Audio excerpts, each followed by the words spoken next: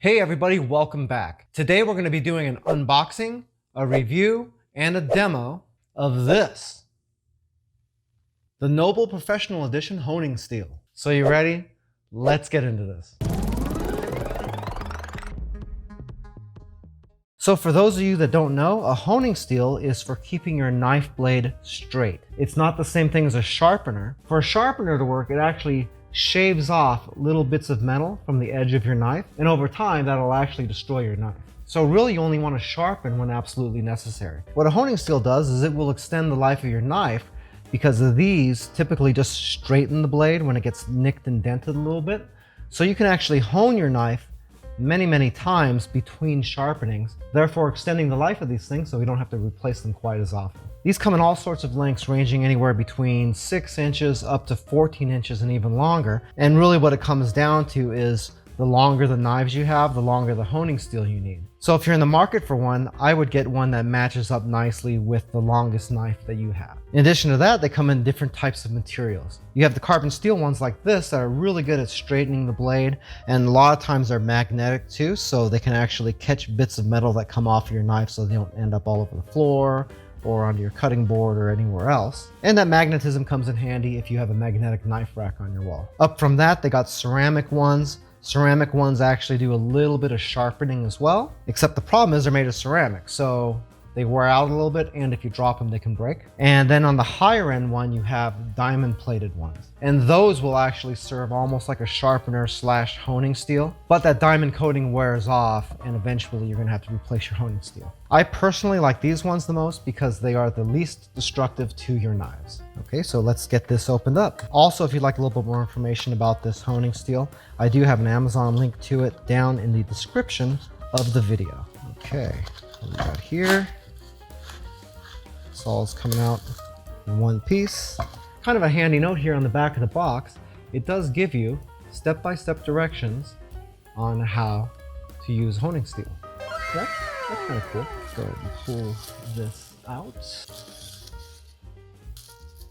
There's nice weight to this. My existing honing steel is really light, not too enthused about it, and it's also a little bit too short. My other one comes out to here, so on my longer knives, I actually run out of real estate. So this is a welcome addition. Noble actually offers 3 different handles on this. There's the 3-stripe one that I've got here.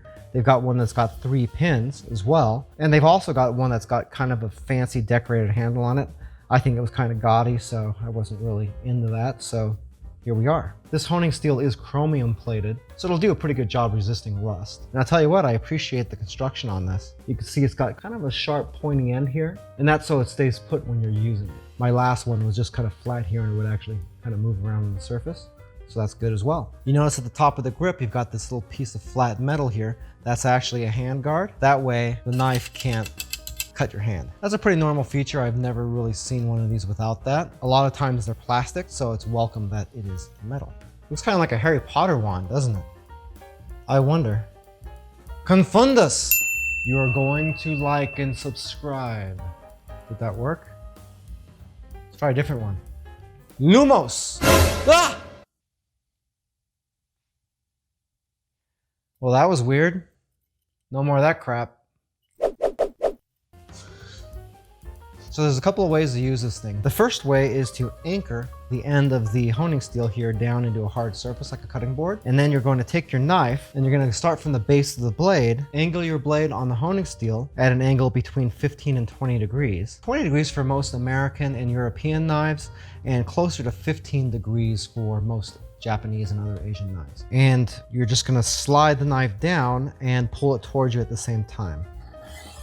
Like this. And then the opposite side, and then to the first side again. And you do this 3 or 4 times, up to 10 times per side, depending on how messed up your knives are. And you're kind of turning it and pulling it at the same time. So I'm pulling the knife across. So as you can see, when I get down to the bottom of this, I'm already at the tip of my knife here. And as you get better at this, you'll be able to do it a little bit faster. I'll tell you what, this is a pretty good steel. It really didn't do it all that much. And I let this knife dull out a little bit just so I can test this thing out. And it really did do a really nice job really quickly. Another way you see this done is when you see a professional chef on TV. They're holding this thing in the air, not anchoring it down here. Doing it this way is a little bit harder harder to control the angle of the blade. So this will take a little bit of practice, but it works the same way. You hold this in the air, and once again, you alternate sides, and it looks a lot cooler too.